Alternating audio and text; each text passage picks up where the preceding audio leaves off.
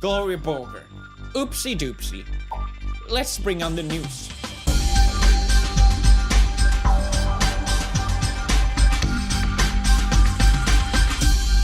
Pew News, the most respected news source on YouTube. This just in. Everyone hates Ninja now. Why? Because he's basically PewDiePie 2015. Unfunny, screaming, loud, obnoxious, unself-aware, colored hair. No! Because Ninja gets people banned. That's right, everybody. If Ninja doesn't like you in Fortnite, he can get you banned. Like that. He's the Thanos of Fortnite. This all started because on Reddit, a post said that this poor player is about to get banned because he emoted. So let's review the clip. Oh. Laser!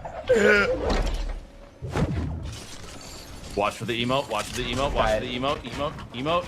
Guys, no, this guy's literally Oh my god, dude. Wow, dude, look how good he's at building.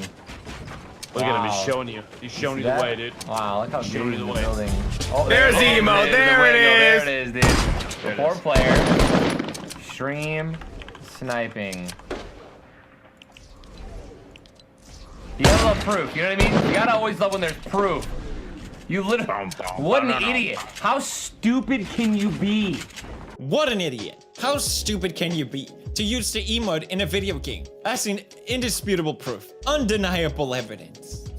It doesn't get more straight up facts than that. And I run Pew News. I am the most factual news source on the planet. Now, as it turns out, he wasn't stream sniping. It was just a random guy, get this, just doing emotes. And he made a response. I guess the moral lesson is you're not supposed to dance, all right? You can't dance. This right here, the emotes, it's not a thing that you're allowed to do in Fortnite when you kill someone and have 6 spectators. It's not allowed, guys. I'm sorry to break it to you. You gotta always love when there's proof. You literally, what an idiot. How stupid can you be? I'm going out of my way to make sure this guy's banned. IC5, all right. IC5, if you leave this game right now, I will not report you. If you leave, if we witness you leave, I will not report you. But I will guarantee your ban if you stay in this game. Maybe he's not sniping. Maybe he killed me alone in a solo squad, and then Ben said, do the emote, and then he emoted. Leave. If you guys want to unsub for that, get out of my stream. Leave, please. Go sub with someone else. So after this happened, another video on the Fortnite subreddit came up with 44,000 upvotes saying this is not clickbait. Ninja got a player banned for having higher pin. Epic just banned the player only because Ninja reported him. This is proof that Epic bans anyone who Ninja reports and does not review the player. So after this, people were pretty outraged because you have someone basically abusing their, seemingly abusing their power on the platform or Twitch or Fortnite. You know, Ninja is the face of Fortnite in a way. And basically abusing that power and getting people banned. So a lot of people were very mad. Very mad. Hashtag ban Ninja. Hashtag stop Ninja. Hashtag we will resist. Hashtag not my #1 player in the game. Stop buying Ninja merch and headbands right freaking now. This ends now. We can no longer support this tyrant on the platform. Ningay. That's right. We will call him Ningay. No, to be fair, at this point, it's pretty understandable that people are upset. He's acting like an idiot. But as it turns out, Epic Games responded to this saying that the person that was banned for the ping was someone else that got banned but had changed their name. It's a bit confusing, but basically they look into every single report and they don't ban someone just because it's Ninja who says ban this person. They ban if they did something wrong, but at this time, it looked like Ninja did this, but he actually didn't, even though he did report. Anyway, I think the problem here is that Ninja said he guarantees, I'm going out of my way to get this guy banned, making it seem like he had that power when Epic Games come in and say, no, we don't treat him differently, or at least his reports differently, which is good, and they shouldn't, and they have really no reason to go against that. Ninja then made a response. I have not gotten anyone banned that I said I was going to get banned for no reason at all. It's not funny, it's annoying, and dude, I call out stream snipers less than any other streamer. Literally. The one time I have a couple of drinks and get a little mad! Like, Dude, it's a total joke, man. It's like now I'm the guy who calls it every time, and it's so funny to be like, oh, he's probably stream sniping. Dude, the amount of 12-year-olds that are commenting on Twitter and Instagram about stream snipers blows my mind. Oh, Ninja. Why? Why? Introducing Felix Apology Service. Need help to write your apology? Just contact Felix. He's got experience, expertise. Anyway, I think the hypocrisy here is that if anyone else but Ninja did this, no one would care. And I can kind of relate to that hypocrisy and to that frustration of getting a different treatment just because you're the person on top. But that's inevitably the situation. If someone else reported someone in the game saying, I'm gonna get you banned, no one would care. But he did say it in a way like he had that power. It's like a fiction of, I have this power that I can use because I'm Ninja. And then combine that with the fact that this fake story came out because it looked like he got someone banned when he actually didn't. That's why everyone jumped on Ninja and hating on him, even though he's practically doing what a lot of streamers does. It doesn't make it okay, but I think he could have just explained this calm and rationally instead of getting pissed off about it. And I think no one probably would have cared. And that's essentially the problem. No one cares. I don't even care. Why am I talking about it? Moving on. Alinity. Who would have thought Alinity would be back on PewDiePie? I had no idea. If you guys remember Alinity, she copy-striked me. Can your chair do this? Seriously? He just said that? I'm gonna copy strike this guy. Just for that word. Gonna copy strike him. Yo! Can we copy strike PewDiePie's latest video? Like right now? This is very similar to Ninja, isn't it? Someone boasting about doing something bad, like they have that power. Like, yeah, I'm gonna copy strike him. Although, to be fair, I did get copy strike. So yeah. Then I called her out for basically just sexualizing her content for kids. And I got called out in return by Vice. That's right, Vice out of all places thought they had the moral high ground, saying that PewDiePie is teaching his audience that women are asking for it. Basically because, yeah, I called her out for sexualizing her content. And now, as it turns out, she's doing the same thing. Okay, look at this. So you're supposed... I'm gonna do it this way. You're supposed... Jesus Christ. All right, so later in this clip, this happens. Oh shit. What was that? I want to buy. Hey, Alinity. I hope you remember. You sold me a leopard bra many years ago. I had offered you very good money then, smiley winky face, and I wanted to ask if you'd like to... How could I accuse this poor woman? She then basically went on to admit that this happened. I don't even remember what the bra looked like. Remember when she felt offended for being a... I wonder who she's hooking up with from Twitch staff. She's broken so many rules on Twitch. If it was a guy, they would have been banned years ago. If it was a guy, he would have totally been banned by now. The way Twitch handles things right now, I mean, I don't think she deserves to get banned for this, to be fair. I'm just bringing up this issue in general. I feel like the way Twitch is running their website, something is about to... There's a bubble waiting to be broken. That's not the expression, but whatever. Next news! Tekashi69 faces 32 years to life in prison on racketeering and firearm charges. Tekashi, the rapper, famous for his songs like Got That Stiffy, and the rapper famous for underage sexual misconduct, the final boss of the SoundCloud rap game, potential host for Meme Review. That's right, Tekashi69 was supposed to host Meme Review, and now he goes to jail for 32 years possibly. Coincidence?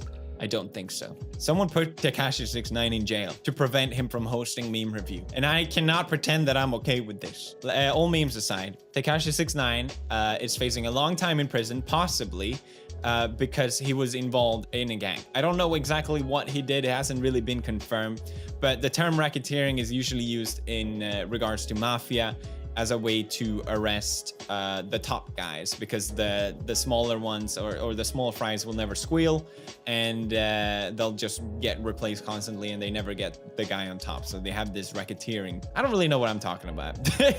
Now, Tekashi offered 1.7 million from his bank account and his passport and his Skittle machine and his hair coloring shampoo. I just thought it was funny. Rappers are all about money. Barely has 2 million in his account. I'm not saying that's little, but in considering how much he flexes and all the rappers flex, it's like, really? That's all you have on your account? If you remember Tekashi, is it Tekashi or Tekashi? I don't know. He pleaded guilty on using a child in a sexual performance, and he also agreed during that to stop affiliating with known gang members. Now he faces a couple of charges, one for racketeering conspiracy, which could lead to 20 years in prison, one for using firearms, which could be life in prison, and violent crime in NATO, and there's a couple of charges. The lawyer says that he's completely innocent of the charges being brought against him, and that he just portrays being a gangster to promote his music, and he's not actually. There is evidence of him filming a robbery at gunpoint in Times Square, and there is evidence of him being affiliated with this gang. I guess it just remains to see what the FBI has on him. One thing I fear in life. No, two things. No, I'm not gonna. I fear God and I fear the FBI. Only two things I'm scared of in life. God first and the FBI.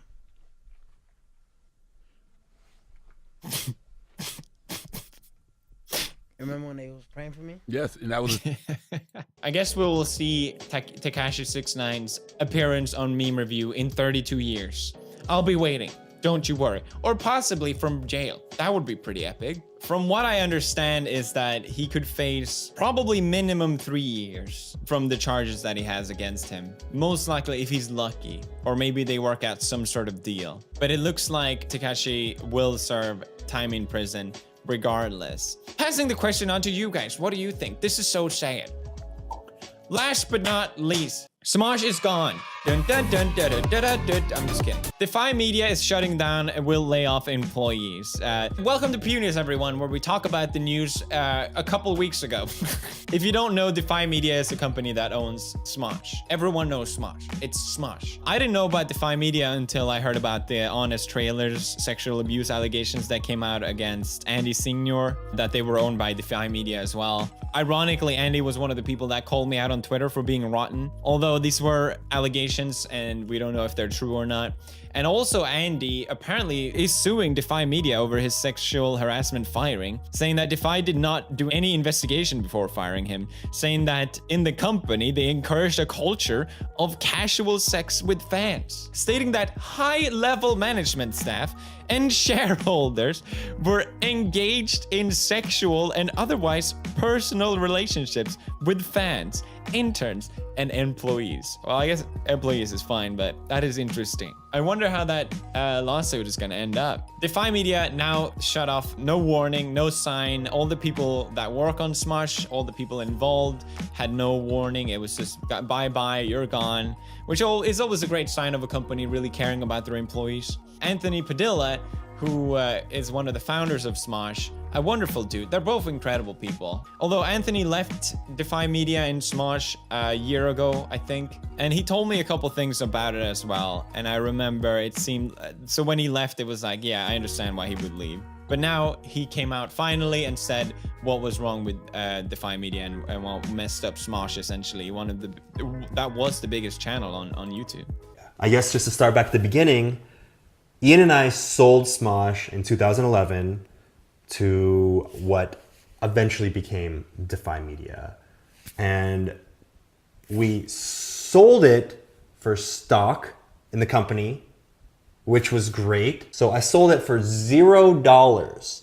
Selling for stock means that it's completely valueless unless that company goes public, which it never did. I sold Smosh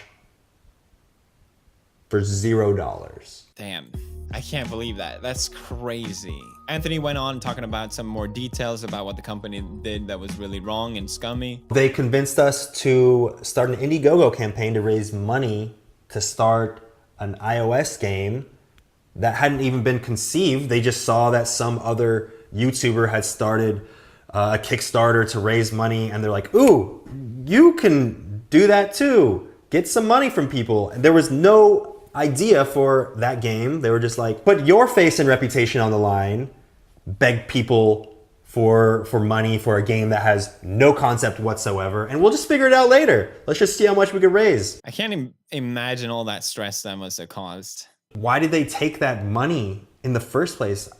I don't know. They owe a ton of money to a whole bunch of people. You can Google it for yourself.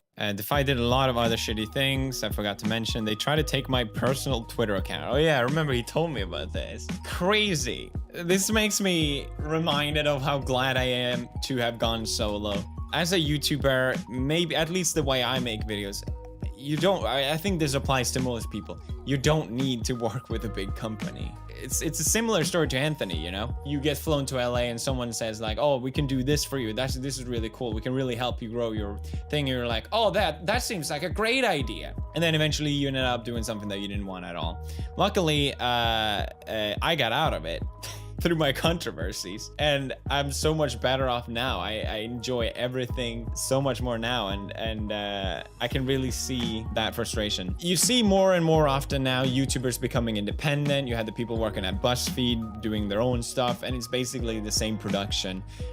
People doing the same thing. People being independent. How great. My biggest advice to anyone who thinks about selling their brand, don't!